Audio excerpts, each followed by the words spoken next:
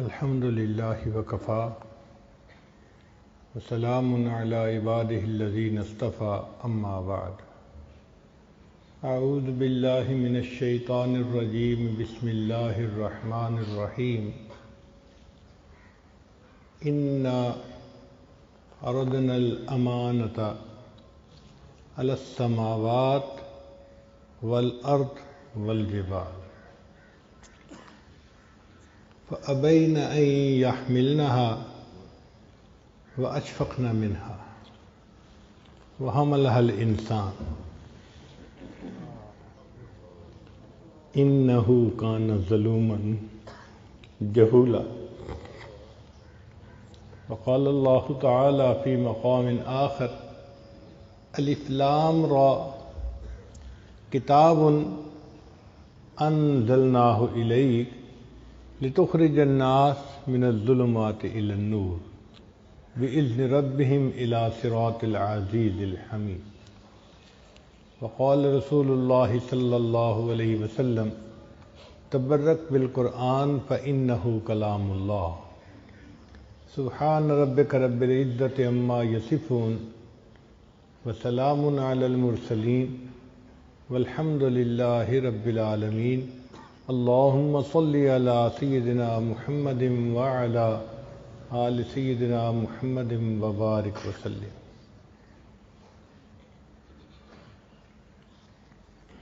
اللہ رب العزت نے قرآن مجید کو عطا فرما کر ہم پر احسان فرمایا۔ یہ کتاب ہدایت ہے، بھولے بھٹکے انسانوں کو سیدھا راستہ دکھانے والی کتاب، کار مذلت میں پڑے ہوئوں کو اوج ثریا پہ پہنچانے والی کتاب، اللہ سے بچھڑے ہوئوں کو اپنے اللہ سے ملانے والی کتاب ہے۔ اس کتاب کا دیکھنا بھی عبادت ہے، اس کا چھونا بھی عبادت ہے، اس کا پڑھنا بھی عبادت ہے، اس کا پڑھانا بھی عبادت ہے، اس کا سننا بھی عبادت ہے، اس کا سنانا بھی عبادت ہے، اور اس پر عمل کرنا سب سے بڑی عبادت ہے۔ جب انسان قرآن مجید پڑھتا ہے تو اللہ رب العزت اس کو خود سنتے ہیں۔ حدیث مبارکہ میں ہے، تم کسی گانا سننے والی عورت کا گانا اتنے شوق سے نہیں سنتے جتنے رغبت سے اللہ تعالیٰ قرآن پڑھنے والے بندے کے قرآن کو سن رہے ہوتے ہیں۔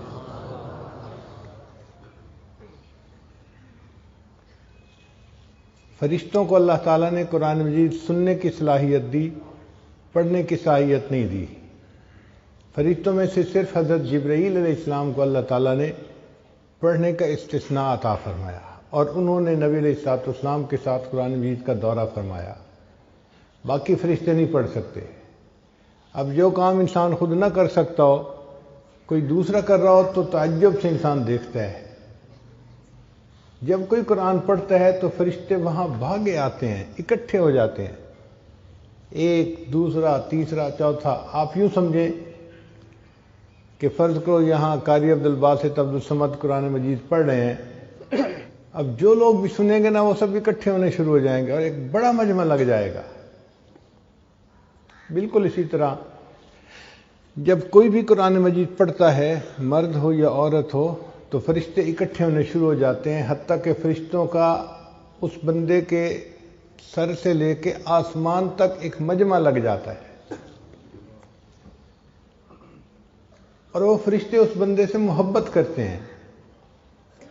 حدیث مبارکہ میں ہے کہ ان کو اس کا پڑھنا اتنا اچھا لگتا ہے کہ فرشتہ اس قاری کے لبوں پر آ کر اپنے لب رگا دیتا ہے، یعنی اس کے لبوں کو بوسہ دیتا ہے۔ قرآن مجید کا پڑھنا ان فرشتوں کے نزدیک اتنا اعلیٰ عمل ہے۔ اور اللہ تعالیٰ اس بندے کے قرآن مجید کا جواب بھی دیتے ہیں۔ چنانچہ بندہ پڑھتا ہے الحمدللہ رب العالمین، اللہ رب العزت خود جواب دیتے ہیں اس کو، حمدنی عبدی، میرے بندے نے میری حمد بیان فرمائی۔ پھر وہ اگلی آیت پڑھتا ہے، اللہ تعالیٰ اس کو بھی جواب دیتے ہیں۔ ایک ایک آیت قاری پڑھتا جاتا ہے اور اللہ تعالیٰ اس کا جواب دیتے جاتے ہیں، اور یوں قرآن مجید کی تلاوت مکمل ہوتی ہے۔ آپ غور کیجئے وہ کیسی کیفیت ہوگی کہ جس میں بندہ پڑھ رہا ہے اور اللہ رب العزت جواب دے رہے ہیں۔ اس لیے قرآن مجید کا پڑھنا ایک بہت ہی عظیم عمل ہے۔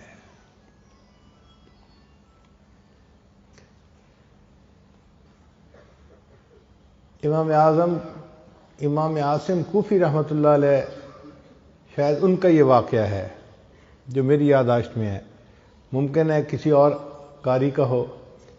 وہ مسجد نبی میں قرآن مجید پڑھاتے تھے، مگر ان کے منہ سے بہت خوشبو آتی تھی۔ سارے شاگرد حیران، حضرت الائچی استعمال کرتے ہیں یا کوئی اور خوشبو استعمال کرتے ہیں کہ منہ سے اتنی خوشبو آتی ہے۔ چنانچہ ایک طالب علم ان کے پیچھے لگ گیا، حضرت آپ بتائیں کیا استعمال کرتے ہیں، خوشبو بہت آتی ہے۔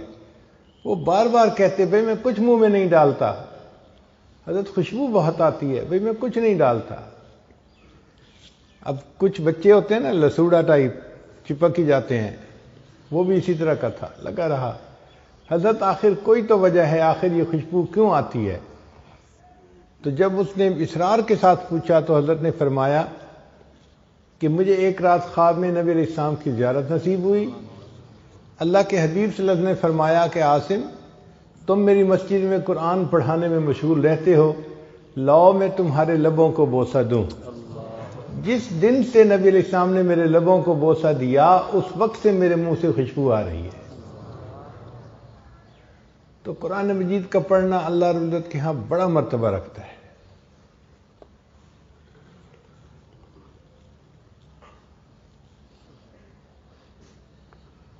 انسان قرآن مجید کو پڑھے تو محبت کے ساتھ، شوق کے ساتھ۔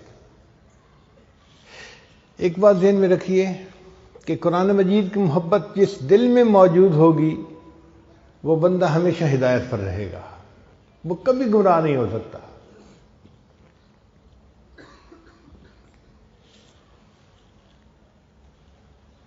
میں آج آپ کو دو واقعات سناتا ہوں، ایک نوجوان لڑکے کے اور ایک نوجوان لڑکی کا واقعہ۔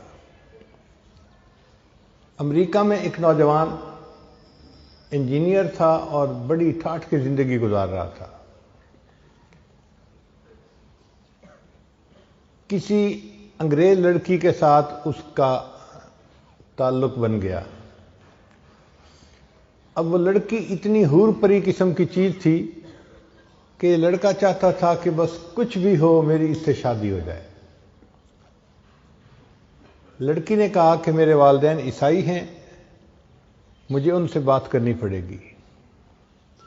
جب اس نے اپنے والدین سے بات کی کہ یہ لڑکا شادی کا خواہش مند ہے، تو ماں باپ نے کہا کہ ہاں ہم کچھ شرائط پر شادی کرنے کے لیے تیار ہیں۔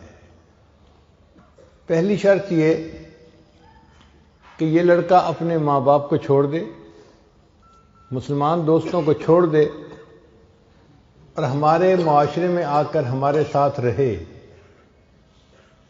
جو کچھ ہم کھائیں پئیں یہ بھی کھائے پیے، اور ہفتے میں ایک دن ہمارے ساتھ عبادت خانے میں جائے، گرجا میں جائے۔ اگر یہ ان تمام شرائط کو منظور کرتا ہے تو ہم شادی کے لیے تیار ہیں۔ وہ لڑکا اس لڑکی کے محبت میں اتنا اندھا ہو گیا تھا کہ اس نے تمام شرائط مان لی، اپنا گھر چھوڑ دیا، اپنے دوست چھوڑ دیے، کافروں کے محلے میں جا کے اس نے گھر لے لیا اور اس لڑکی کے ساتھ اس نے شادی کر لی۔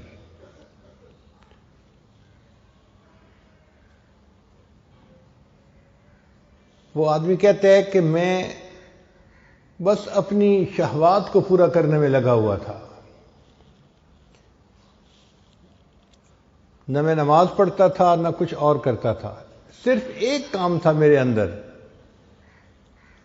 کہ میرے گھر کا جو دروازہ تھا اس کے سامنے دیوار کے اوپر کچھ الماری بنی ہوئی تھی، اس میں کتابیں رکھی ہوئی تھیں، اور ان کتابوں میں ایک اللہ کا قرآن بھی رکھا ہوا تھا۔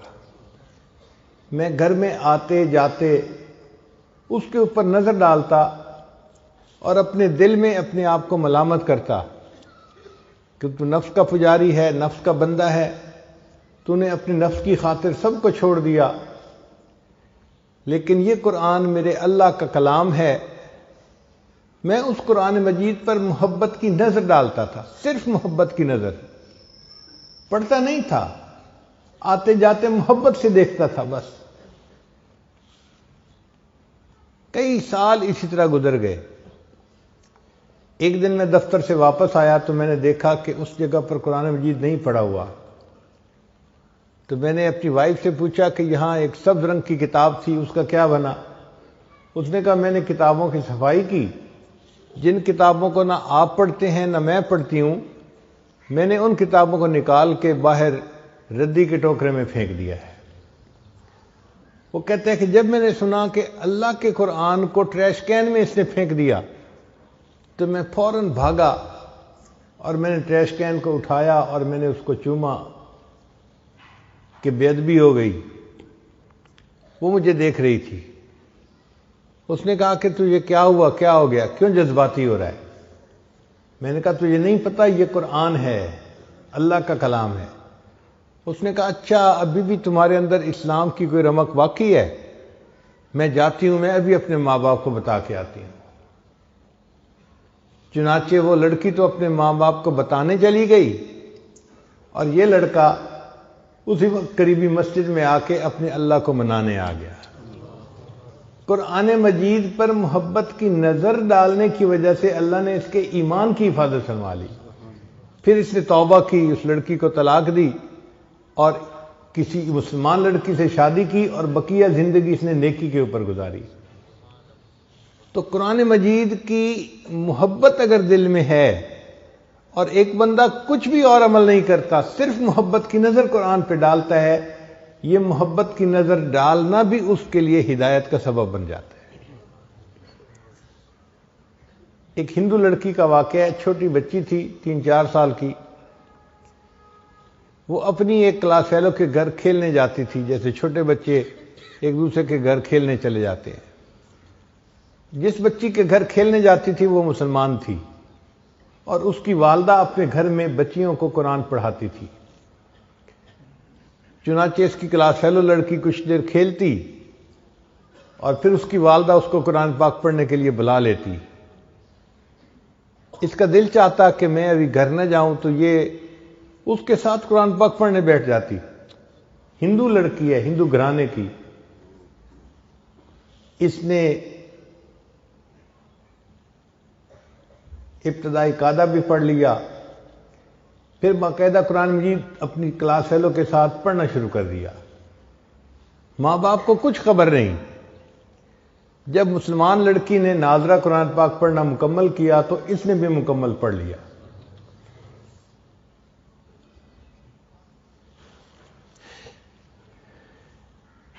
پھر ایک وقت آیا کہ یہ بچی جوان ہو گئی۔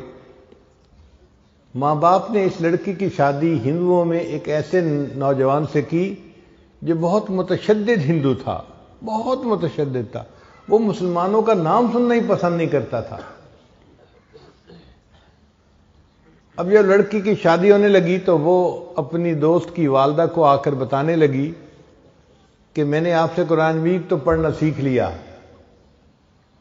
اور میں نے اپنے دل میں کلمہ بھی پڑھ لیا ہے، ماں باپ کو نہیں بتا سکتی، اگر بتاؤں گی تو بس اسی وقت مجھے وہ قتل کر دیں گے، اور اب میری جس سے شادی ہو رہی ہے وہ بھی ہندو ہے اور متشدد ہے، میں کیا کروں؟ اس کی استانی نے اس کو تسلی دلائی کہ تجھے قرآن مجید سے محبت ہے، اللہ تعالیٰ تیرے ایمان کو ضائع ہونے سے بچائیں گے۔ چنانچہ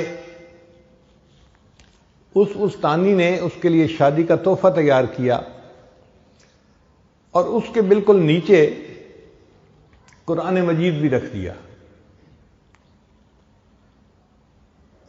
جب تحفہ دیا تو اس نے اس کی والدہ کو کہا، لڑکی کی والدہ کو، کہ اس کی پیکنگ ہم نے بہت خوبصورت کروائی ہے، ہمارا دل چاہتا ہے کہ یہ بچی اس پیکنگ کو یہاں نہ کھولے، اپنے سسرال میں جا کے کھولے۔ تو ماں باپ نے بات کو مان لیا۔ چنانچہ اس طرح جب وہ لڑکی رخصت ہو کر اپنے سسرال میں پہنچی تو قرآن مجید کا ایک نسخہ بھی اس کے ساتھ اس کے گھر میں پہنچ گیا۔ لڑکی نے وہاں جا کے اس کو اپنے کہیں سامان میں چھپا دیا۔ اب اس کا خاوند جب دفتر چلا جاتا اور وہ گھر پہ اکیلی ہوتی تو وہ قرآن مجید کو نکال کے روزانہ پڑھتی تھی اور خاوند کے آنے سے پہلے پھر چھپا دیتی تھی۔ کئی سال اس نے اسی طرح گزار دیے، حتیٰ کہ وہ حاملہ ہو گئی۔ اب وہ سوچتی میں نے اپنے ایمان کو چھپایا ہوا ہے، خاوند گھر پہ نہیں ہوتا تو میں قرآن مجید پڑھ لیتی ہوں، اگر میرا بچہ پیدا ہوا تو میرے بچے کا ایمان کا کیا بنے گا؟ اور وہ دعائیں مانگتی کہ اللہ کوئی ایسی ترتیب بنا کہ میں اپنے بچے کو کلمہ پڑھاؤں اور وہ بھی مسلمان بن جائے۔ کوئی صورت نظر نہیں آتی تھی۔ اللہ کی شان دیکھیں، ایک دن اس کے خاوند نے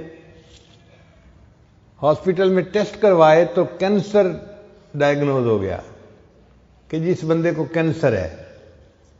خاوند بڑا پریشان گھر آیا، اپنی بیوی کو دیکھ کے رو رہا ہے۔ بیوی نے پوچھا رو کیوں رہے ہو؟ اس نے کہا تو اتنی خوبصورت ہے، اتنی وفادار، اتنی محبت کرنے والی ہے، اور تیرا میرا ساتھ اب چند دن کا ہے، میں بس اب مرنے کے قریب ہوں۔ ڈاکٹر نے مجھے لا علاج قرار دے دیا ہے، کینسر اتنا پھیل گیا ہے کہ وہ کہتے ہیں کہ بس تو 1 مہینہ بھی زندہ نہیں رہے گا۔ اس بیوی نے کہا کہ نہیں، آپ پریشان نہ ہو، میرے پاس اس کی ایک دوا ہے، وہ میں کرتی ہوں، مجھے امید ہے آپ صحت یاب ہو جائیں گے۔ تو خاوند نے وعدہ کر لیا کہ اگر میں صحت یاب ہو گیا تو جو تم کہو گے میں وہ کام کر دوں گا، میں پوری کر دوں گا تمہاری خواہش کو۔ اس لڑکی نے سورہ فاتحہ پڑھ کے اس کو دم کرنا شروع کر دیا، کیونکہ اس نے اپنی استانی کو دیکھا تھا، وہ بیمار بچوں کو سورہ فاتحہ پڑھ کے دم کیا کرتی تھی۔ خاوند پوچھتا تم یہ کیا کر رہی ہو؟ وہ کہتی کہ میں تمہارا علاج کر رہی ہوں، تمہارا میرا وعدہ ہے، اگر تم صحت مند ہو گئے تو بس میری بات کو مانو گے۔ تو خاوند نے اس سے مزید پوچھنا چھوڑ دیا کہ تم کیا کرتی ہو کیا نہیں کرتی۔ اللہ کی شان، 1 مہینہ وہ لڑکی اس کو سورہ فاتحہ پڑھ کے دم کرتی رہی۔ پھر مہینے کے بعد جب ٹیسٹ کروائے تو ڈاکٹر نے کہا کہ آپ کو تو کبھی زندگی میں کینسر کا نشان تک نہیں تھا، اللہ نے اس کو صحت عطا فرما دی۔ اب جب رپورٹیں بالکل کلیئر آ گئیں، خاوند نے بیوی کو کہا کہ میں اپنا وعدہ پورا کرتا ہوں، بتاؤ کیا کہتی ہو؟ اس نے کہا کہ آپ کلمہ پڑھو، مسلمان ہو جاؤ۔ اس نے پوچھا تم یہ بات کیوں کر رہی ہو؟ پھر لڑکی نے اپنی پوری سٹوری سنائی کہ میں اپنی کلاس فیلو کی وجہ سے مسلمان عورت کے گھر میں جاتی تھی اور میں نے وہاں سے قاعدہ پڑھا، قرآن پاک پڑھنا سیکھا اور میں دل میں مسلمان ہو گئی تھی، اور جب آپ دفتر چلے جاتے تھے تو میں پیچھے قرآن پاک کی تلاوت کرتی تھی اور میں دعا کرتی تھی کہ اللہ کرے کہ آپ بھی مسلمان ہو جائیں اور میری ہونے والی اولاد بھی مسلمان ہو۔ اب آپ میری بات کو مانیں، آپ نے وعدہ کیا ہوا ہے۔ اللہ کی شان کہ اس نوجوان نے کلمہ پڑھا، وہ بھی مسلمان ہو گیا۔ پھر اس عورت کے ہاں بیٹا ہوا، اس نے اپنے بیٹے کو بھی کلمہ سکھایا۔ اب یہ میاں بیوی اور بیٹا سب مسلمان کلمہ پڑھنے والے۔ ان کو ڈر یہ تھا کہ ہم اگر اظہار کر دیں گے تو ہمارے برادری والے ہمیں زندہ نہیں چھوڑیں گے۔ خاوند نے کہا فکر نہ کرو، میں اس کا بندوبست کرتا ہوں۔ اس نے اپنی جاب کے لیے سعودی عرب اپلائی کیا اور اللہ نے اس کو ایک اچھی جاب عطا فرما دی۔ چنانچہ یہ اپنی بیوی اور بچے کو لے کے سعودی عرب چلا گیا اور باقی زندگی اس نے سعودی عرب میں مسلمان بن کے گزاری۔ یہ قرآن مجید کی تلاوت بھی کرتا تھا اور وہاں 5 وقت کی نمازیں بھی پڑھتا تھا۔ قرآن مجید کی محبت نے اس لڑکی کے ایمان کو بچا لیا۔ قرآن مجید کہف ہے، جیسے اصحاب کہف کے ایمان کو اللہ نے کہف کے اندر محفوظ فرما لیا تھا، قرآن مجید بھی کہف ہے، جو اس سے محبت کرے گا اس کا ایمان محفوظ رہے گا۔ چنانچہ قرآن مجید کی باقاعدہ تلاوت کرنا، اس کا درس سننا، ترجمہ پڑھنا، اس کو یاد کرنا، یہ سارا کا سارا ایسا عمل ہے کہ جس سے اللہ تعالیٰ بندے کے ایمان کی حفاظت فرماتے ہیں۔ یہ کتاب ہدایت ہے، بندے کو ہدایت نصیب ہوتی ہے۔ آپ اگر رکشے کو دیکھیں نا تو دیکھتے ہی پتہ چلتا ہے کہ یہ ایک ایسی مشین ہے جو بچوں، عورتوں کو، مردوں کو محلے کے ایک حصے سے لے کے دوسرے حصے تک پہنچا دیتی ہے۔ بس کو دیکھیں تو فوراً خیال آتا ہے یہ مسافروں کو ایک شہر سے لے کے دوسرے شہر تک پہنچا دیتی ہے۔ اگر آپ ٹرک کو دیکھیں تو خیال آتا ہے کہ یہ سامان ایک شہر سے دوسرے شہر پہنچاتا ہے۔ کرین کو دیکھیں تو فوراً ذہن میں خیال آتا ہے کہ یہ وہ مشین ہے جو بوجھ کو نیچے سے اٹھا کر اوپر رکھ دیتی ہے۔ قرآن مجید کو دیکھیں، فوراً دل میں یہ خیال آئے کہ یہ وہ کتاب ہے جو گرے ہوئے انسان کو اٹھا کر عرش کی بلندیوں تک پہنچا دیتی ہے۔ ان اللہ یرفع بہذا الکتاب اقواما، اللہ تعالیٰ اس کتاب کے ذریعے سے قوموں کو عزتیں عطا فرما دیتے ہیں، قوموں کو بلندی عطا فرما دیتے ہیں۔ جو بندہ جتنی ذلت کی زندگی گزار رہا ہو، قرآن مجید سے محبت کرے اور اس کو پڑھنا شروع کرے اور پھر دیکھے اللہ تعالیٰ کس طرح اس کو عزتوں کا تاج عطا فرماتے ہیں۔ یہ عزتیں دینے کے لیے آیا ہے، گرے ہوئے انسانوں کو اٹھانے کے لیے آیا ہے۔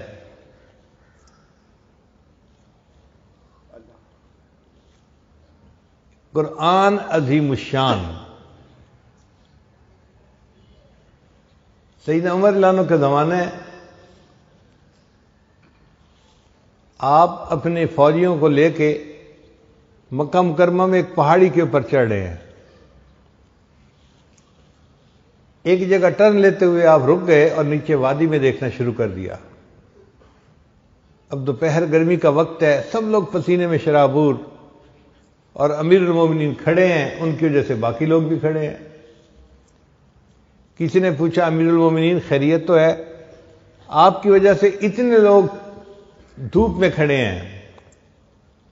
تو عمر رضی اللہ عنہ نے فرمایا کہ ہاں، یہ وہ جگہ ہے جہاں میں اپنے کفر کی حالت میں اونٹوں کو چرانے کے لیے آتا تھا، اور مجھے اونٹ چرانے نہیں آتے تھے تو میرا والد خطاب مجھے ڈانٹتا تھا، مارتا تھا، عمر تو بھی کیا زندگی گزارے گا، تجھے تو اونٹ چرانے بھی نہیں آتے۔ ایک وہ زمانہ تھا کہ عمر کو اونٹ چرانے نہیں آتے تھے، اور آج اسلام اور قرآن کی برکت سے اللہ نے عمر کو امیر المومنین بنا دیا ہے۔ یہ یوں اٹھاتی ہے کتاب کہ جس کو جانور چرانے نہیں آتے اس کو امیر المومنین بنا دیتی ہے، عزتیں عطا کرنے والی کتاب، اور یہ دلوں میں اپنا راستہ خود بنا لیتی ہے۔ آپ بتائیے، دریاؤں کے راستے کبھی کسی نے بنائے؟ دریا اپنے راستے خود بنا لیا کرتے ہیں۔ یہ قرآن مجید رحمت کا وہ دریا ہے جو سینوں میں اپنے راستے خود بنا لیا کرتا ہے۔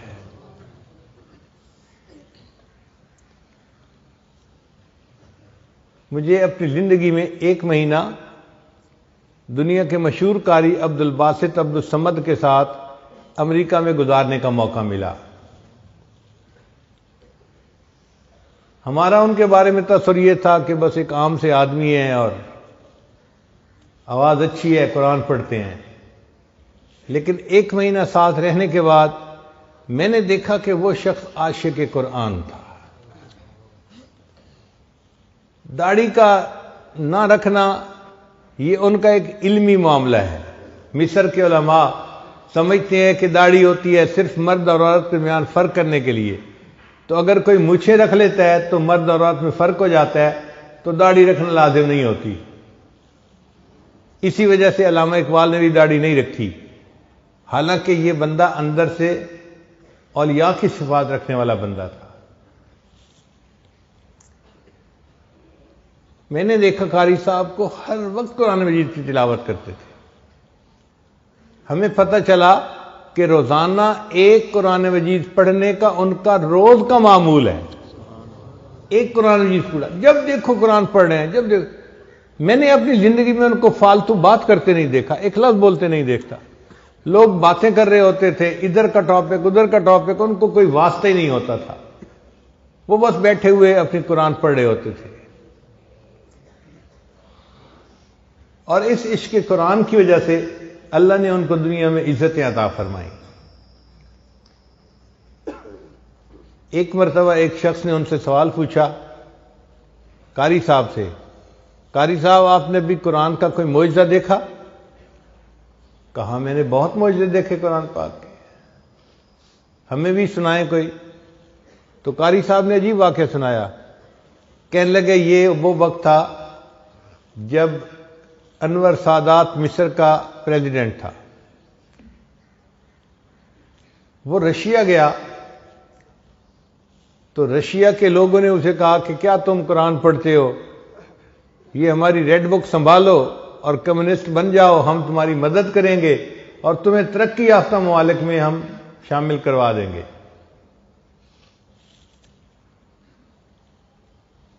تو اس نے آگے سے کچھ جواب دینے کی کوشش تو کی مگر ان کی تسلی نہ کروا سکا. تو دل میں کسک رہ گئی کہ میں نے بات کا جواب ٹھیک نہیں دے سکا.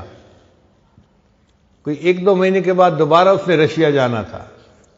قاری صاحب کہتے ہیں مجھے صدر صاحب کا پیغام ملا کہ آپ نے میرے ساتھ رشیا جانا ہے. میں سوچ میں پڑ گیا، قاری عبد الباسط کی ضرورت پڑے تو سعودی عرب میں، پاکستان میں، مسلمان ممالک میں جہاں اس قرآن کے ماننے والے ملتے ہیں. رشیا تو دہریوں کا ملک ہے، کمیونسٹوں کا ملک ہے، وہاں قرآن مجید سننے والا کون ہوگا؟ خیر میں تیاری کر کے ساتھ چلا گیا. وہاں جا کے صدر صاحب نے ان سے میٹنگ کی. جب میٹنگ کے بعد آپس میں گفتگو اپنی پرسنل شروع ہوئی تو صدر صاحب نے کہا کہ یہ میرے ساتھی ہیں، یہ کچھ پڑھیں گے. ان کو سمجھ نہ آئی کہ کیا پڑھیں گے. انہوں کا اچھا جو کرنے ہیں کریں. مصر صاحب قاری صاحب کہتے ہیں کہ مجھے اشارہ ہوا کہ جی آپ ان کو قرآن سنائیں. ان دہریوں کے سامنے میں نے قرآن پڑھنا شروع کیا. طٰہٰ ما انزلنا علیک القرآن لتشقیٰ الا تذکرۃ لمن یخشیٰ. قاری صاحب کہتے ہیں میں پڑھتا رہا. پورا رکوع جب میں نے پڑھ کے اوپر سر اٹھایا تو میں نے دیکھا کہ 5-6 بندے ایسے تھے ان کمیونسٹوں میں جو آنسوؤں سے رو رہے تھے. تو صدر صاحب نے ان سے پوچھا کہ بھئی تم رو کیوں رہے ہو؟ وہ کہنے لگے کہ ہمیں نہیں پتا یہ بندے نے کیا کیا ہے، ہم اس کو نہیں سمجھتے، لیکن اس کے پڑھنے میں تاثیر ایسی تھی کہ ہمارے دلوں پہ اثر ہوا ہے اور ہمارے اوپر رقت طاری ہو گئی ہے. قاری صاحب کہتے ہیں میں نے اپنی آنکھوں سے قرآن کا معجزہ دیکھا کہ جو لوگ قرآن کو مانتے نہیں، خدا کو نہیں مانتے، قرآن ان کے سامنے پڑھا جاتا ہے، قرآن ان کے دلوں کو بھی گدگدا دیتا ہے. یہ رحمتوں کا وہ دریا ہے جو سینوں تک اپنے راستے خود بنا لیا کرتا ہے. تو قرآن مجید کتاب ہدایت ہے، جو اس سے محبت کرے گا اس کا ایمان محفوظ رہے گا. اور آج اس دجالی فتنے کے دور میں قرآن مجید کی محبت انتہائی ضروری ہے.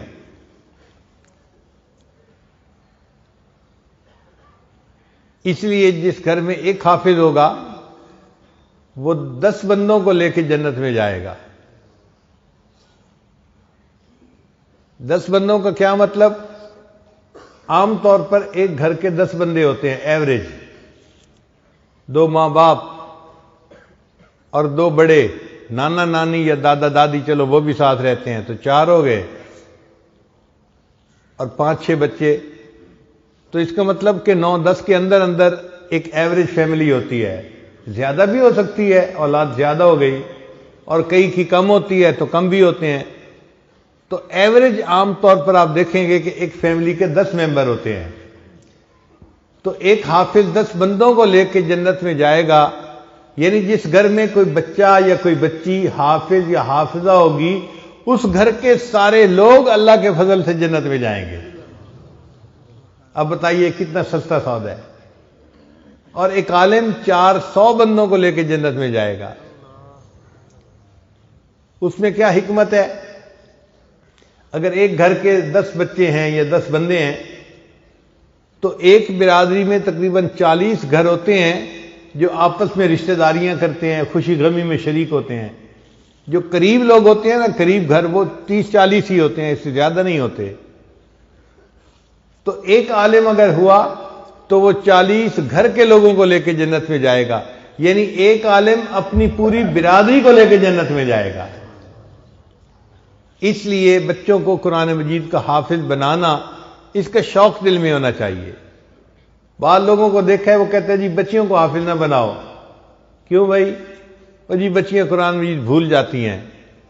بھئی بھول تو بچے بھی جاتے ہیں اور نہیں بھی بھولتی. ایسی بھی بچیاں ہیں کہ جو مسلسل یاد رکھتی ہیں. تو یہ کیا لاجک ہوئی جی کہ ان کو قرآن مجید یاد نہیں کروانا چاہیے؟ جی شادی کے بعد فرصت نہیں ملتی، بچے ہو جاتے ہیں، فرصت نہیں ملتی، مہینے میں 10 دن تو ویسے ہی قرآن نہیں پڑھنا ہوتا، تو بچیاں بھول جاتی ہیں، ان کو قرآن نہیں یاد کروانا چاہیے. کبھی اس آئیڈیا کو بائی نہ کریں. دیکھیں عورت کی زندگی کے 3-4 فیز ہوتے ہیں.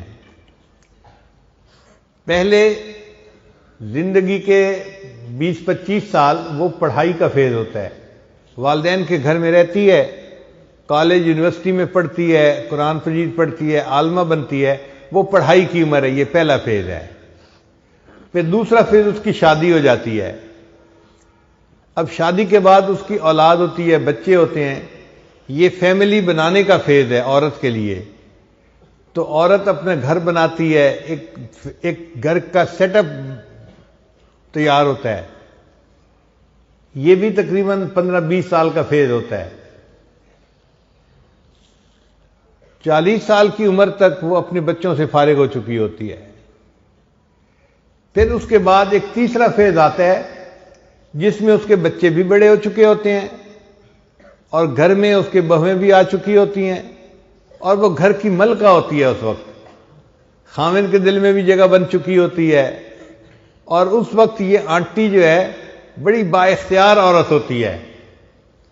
گھر کو مدرسہ بنانا چاہے تو بنا سکتی ہے، بچوں کو دین پڑھانا چاہے تو پڑھا سکتی ہے. اس کا حکم چلتا ہے. یہ جو عمر ہے نا عورت کی 40, 50, 60، یہ ایسی عمر ہے کہ اکثر عورتیں اس میں مصلح سنبھال لیتی ہیں. جو نیک ہوتی ہیں وہ مصلح سنبھال لیتی ہیں اور جو نیک نہیں ہوتی وہ غیبتوں میں اور رسم و رواج میں اور کلر میچنگ میں لگی ہوتی ہیں. لیکن اکثر عورتوں کو دیکھا کہ وہ نماز پڑھتی ہیں، درود شریف پڑھتی ہیں اور نیکی کرتی ہیں اس عمر میں.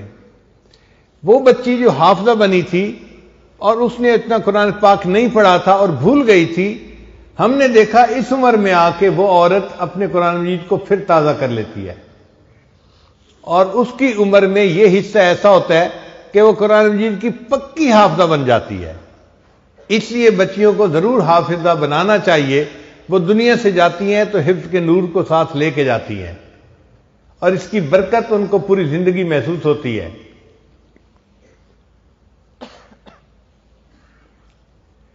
قرآن مجید کے متعلق یہ ذہن میں رکھیے کہ جس بندے نے نیت کر لی کہ میں نے قرآن مجید یاد کرنا ہے، اگر اس نے تھوڑا سا یاد کیا، 1 صفحہ یاد کیا، 2 صفحے یاد کیے اور وہ فوت ہو گیا، حدیث پاک میں آتا ہے اللہ تعالیٰ قبر میں ایک فرشتے کو متعین فرماتے ہیں جو اسے قرآن مجید یاد کرواتا ہے. قیامت کے دن یہ حفاظ کے ساتھ کھڑا کیا جائے گا. تو قرآن مجید کی حفظ کی نیت کر لینا ہی بہت اعلیٰ عمل ہے. ہمارے برادری کے ایک نوجوان تھے، سنارے تھے، زیور بناتے تھے. ان کو قرآن مجید سیکھنے کا شوق ہوا. وہ 1 آیت روزانہ یاد کرتے تھے اور پھر سارا دن اسی آیت کو صبح سے لے کے شام تک پڑھتے رہتے تھے. اللہ کی شان دیکھیے، 1 آیت یاد کرتے کرتے انہوں نے قرآن مجید پورا یاد کیا اور پھر زندگی کے 25-30 سال انہوں نے مصلح سنایا. تو دل میں محبت ہو اور انسان کوشش کرے تو آسان ہوتا ہے. قرآن مجید کے ساتھ جڑنے سے اس بندے کو عزتیں ملتی ہیں. اس کی زندگی میں برکتیں آ جاتی ہیں۔ نبی اسلام نے فرمایا تبرک بالقرآن فإنہ کلام اللہ، قرآن مجید سے برکت حاصل کرو، یہ اللہ کا کلام ہے۔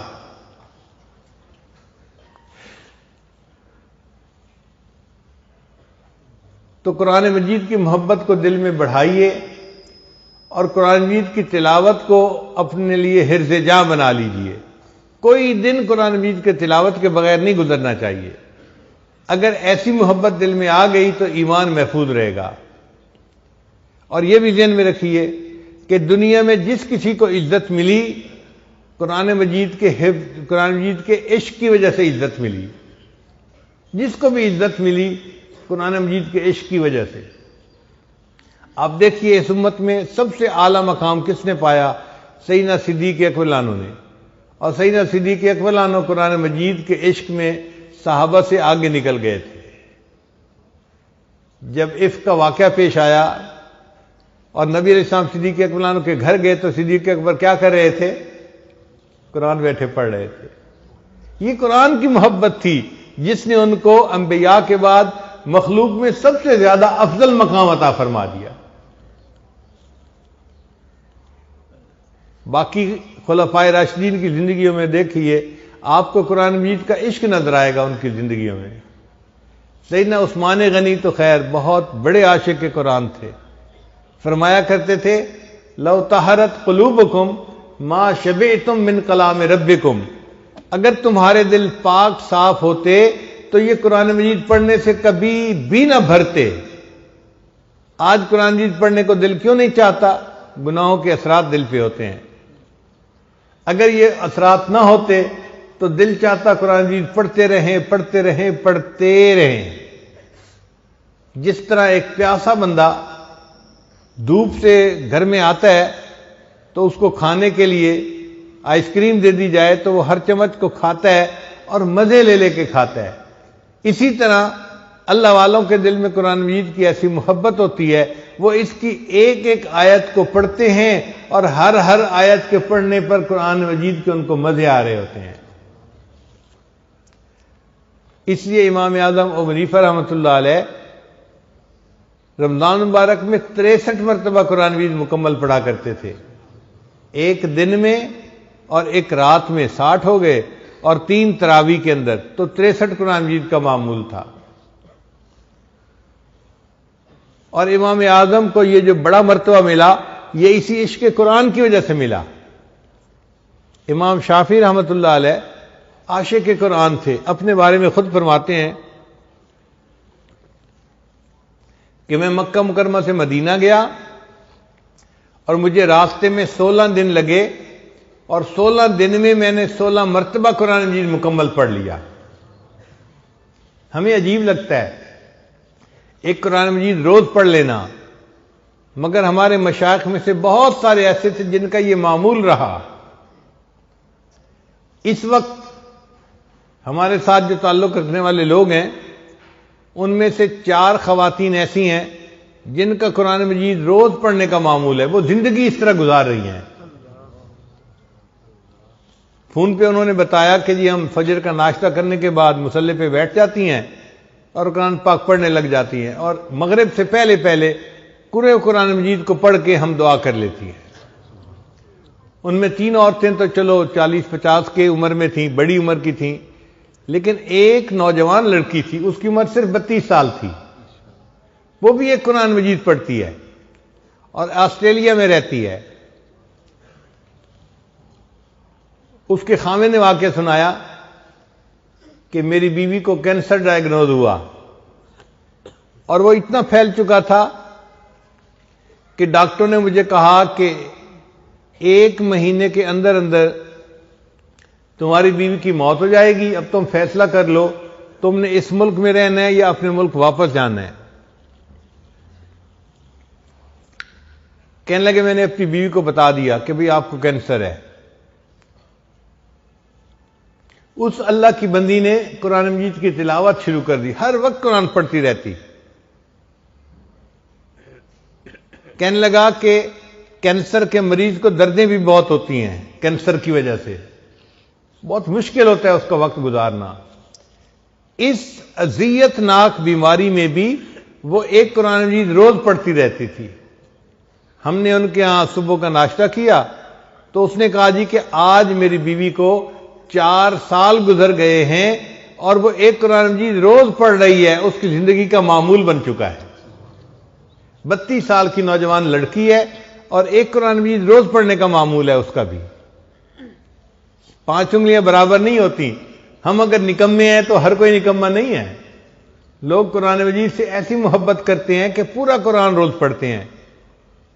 تو کتنی عجیب بات ہے کہ ہم ایک پارہ بھی روز نہیں پڑھتے. کتنے لوگ ایسے ہیں جو روز اخبار پڑھتے ہیں. ہم قرآن مجید کو اتنا تو درجہ دینا کہ روزانہ ایک پارہ ضرور پڑھیں. ہمارے حضرت فرماتے تھے ایک پارہ نہیں پڑھ سکتے تو چلو آدھا صحیح پڑھیں تو صحیح نہ، قرآن مجید کھولیں تو صحیح، اس سے محبت کا اظہار تو کریں. تو قرآن مجید کا ادب کرنا، اس کے ساتھ محبت رکھنا، یہ بندے کے لیے عزتوں کا سبب ہے. مصر میں جو مشہور بادشاہت گزری، خلافت عثمانیہ جس کو کہتے تھے، تو یہ جو عثمان نوجوان تھا، قرآن مجید کی محبت کی وجہ سے اللہ نے اس کو وقت کی شاہی عطا فرمائی تھی.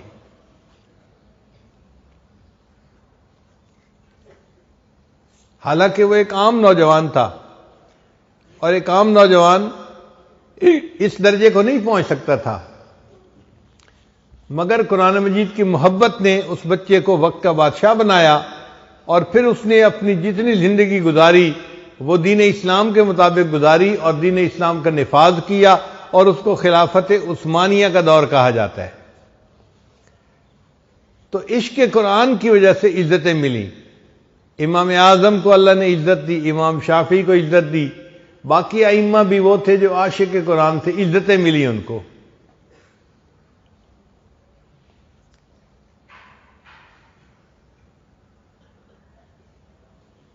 قریب کے زمانے میں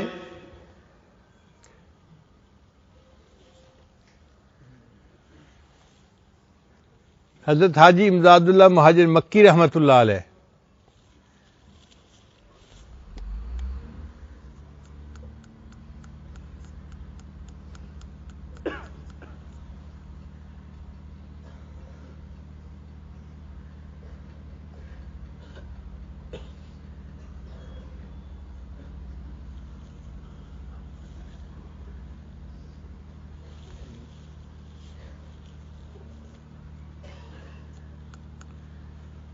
تو حضرت حاجی امداد اللہ مہاجر مکی رحمۃ اللہ علیہ کو اللہ نے ایسی قبولیت عطا فرمائی کہ ان کے ذریعے سے یہ فیض دنیا میں بہت زیادہ پھیلا. ان کو یہ مرتبہ کیسے ملا؟ ان کے شیخ جو تھے میاں جی نور محمد جھنجھانوی رحمۃ اللہ علیہ عاشق قرآن تھے. تو جس کو بھی دنیا میں اونچا مرتبہ ملا، اونچا مقام ملا، آپ یہ سمجھ لیجئے کہ وہ یا تو خود عاشق قرآن ہوگا یا اس کے پیچھے کسی عاشق قرآن کی دعائیں ہوں گی جس کی وجہ سے یہ رتبہ ملا. حضرت مولانا الیاس رحمۃ اللہ علیہ سے اللہ نے دعوت و تبلیغ کا کام لیا. یہ کتنی بڑی سعادت ہے. ان کے والد جو تھے وہ عاشق قرآن تھے، بچوں کو قرآن پڑھایا کرتے تھے، اور یہ اس والد کی دعا تھی کہ اللہ نے ان کے بیٹے کو اتنے عظیم مقصد کے لیے قبول فرما لیا. سید عطا اللہ شاہ صاحب بخاری رحمۃ اللہ علیہ، آج بھی ان کا نام لیا جاتا ہے. اللہ نے ان کو کیوں عزتوں سے نوازا؟ عاشق قرآن تھے، قرآن مجید پڑھتے تھے، بندے کا دل مو لیا کرتے تھے.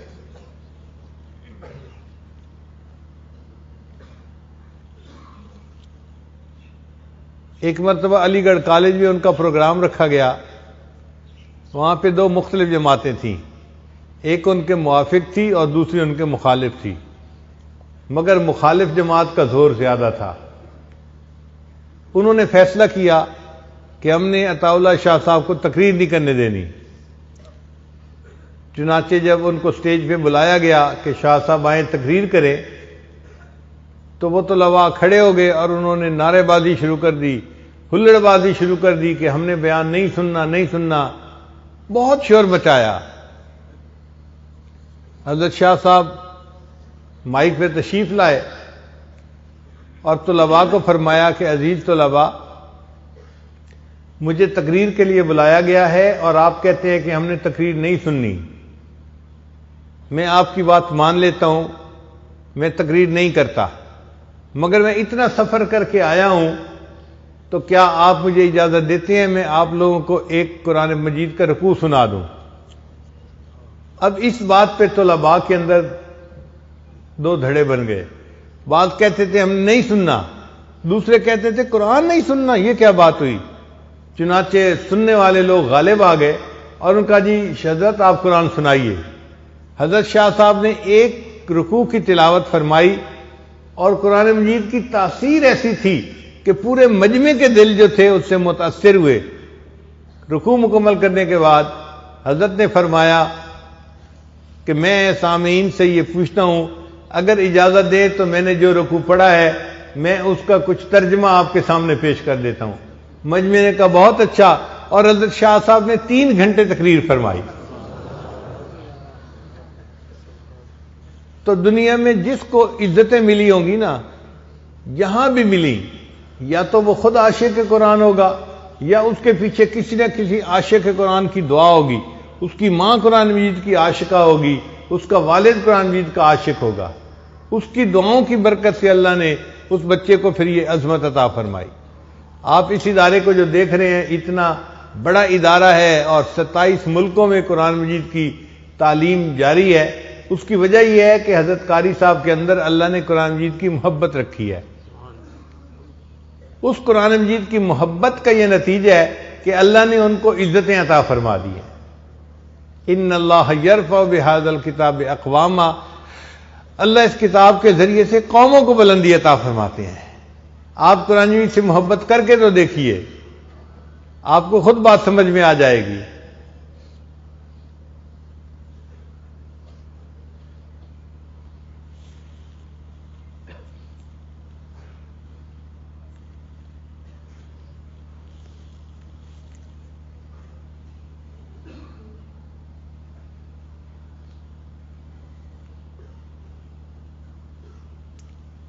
ہمارے حضرت رحمۃ اللہ علیہ فرماتے تھے، تیرے ہاتھ میں ہو قرآن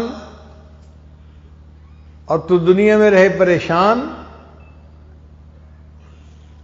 تیرے ہاتھ میں ہو قرآن اور تو دنیا میں رہے غلام، غلامی نفس کی ہو، شیطان کی ہو یا کسی انسان کی ہو، نہ نہ نہ، ہمیں کہتا ہے یہ قرآن، اور میرے ماننے والے مسلمان، اقرا وربک الاکرم، تو پڑھ قرآن، تیرا رب کرے گا تیرا اکرام، تیرا رب تجھے عزت و وقار دے گا، تیرے ظاہر و باطن کو نکھار دے گا۔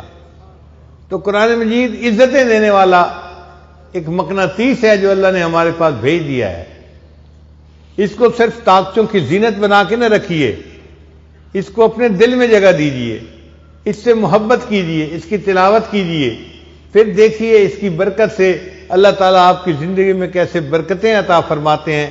اللہ تعالیٰ ہمیں قرآن مجید کا حافظ بنائے، عالم بنائے، قاری بنائے، قرآن مجید کا داعی بنائے، قرآن مجید کا ناشر بنائے، اللہ تعالیٰ ہمیں قرآن مجید کا عاشق بنائے اور پوری زندگی اسی عشق کے اوپر جمے رہنے کی توفیق عطا فرمائے۔ وآخر دعوانا ان الحمد للہ رب العالمین۔